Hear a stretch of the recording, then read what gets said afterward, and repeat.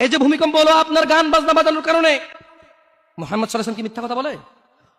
কারা কারা হাত তোলেন তো যে মুহাম্মদ সাল্লাল্লাহু আলাইহি ওয়াসাল্লাম জানে না, মুহাম্মদ সাল্লাল্লাহু আলাইহি ওয়াসাল্লাম জানে না, এরকম কারা কারা স্বীকার করে? আল্লাহ নবী বলেছে, যখন বাদ্যযন্ত্র বেড়ে যাবে, গায়িকারা সম্মুখে এসে নাচবে, তুমি অপেক্ষা করো, পাহাড়গুলো কেঁপে উঠবে, পৃথিবীটা নড়ে উঠবে। জালজালা ইযা জুলজিলাতিল আরদু জিলজালাহা, যখন পৃথিবী প্রবল কম্পনে প্রকম্পিত হবে, ওয়া খরাজাতিল আরদু আসকালাহা, যখন এই মাটি তার ভিতরে যা আছে একদম লাথি মেরে বের করে দেবে, লাশ হোক আর যাই হোক, মাটি বলবে যে বের হও, বের হও আমার থেকে, বের হও, আমি তোর আর কাউকে রাখবো না।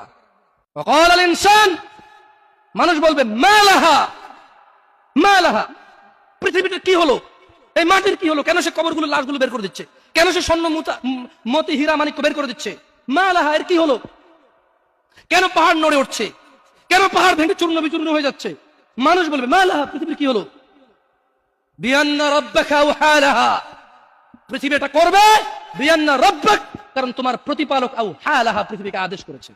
আপনি গান শোনেন, আমি শুনি না, আপনি গান বাজান, আমি বাজাই না, যখন চিটাগং নড়ে উঠলো ভূমিকম্পে, আপনার বাড়ির সাথে আমার বাড়িটাও নড়ছে। বন্ধ করেন এই জুলুম আমাদের উপর, আল্লাহর দিকে তাকিয়ে বন্ধ করেন, আল্লাহর দিকে তাকিয়ে বন্ধ করেন। আপনার বাড়িটা যদি ভেঙে ফেলার ইচ্ছা, বুলডোজার ভেঙে ফেলেন, কেউ ধরবে?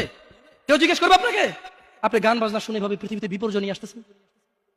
ইত্তাকিল্লাহ হাক্কা তুকাতিহ, আল্লাহকে ভয় করেন যেভাবে ভয় করা উচিত।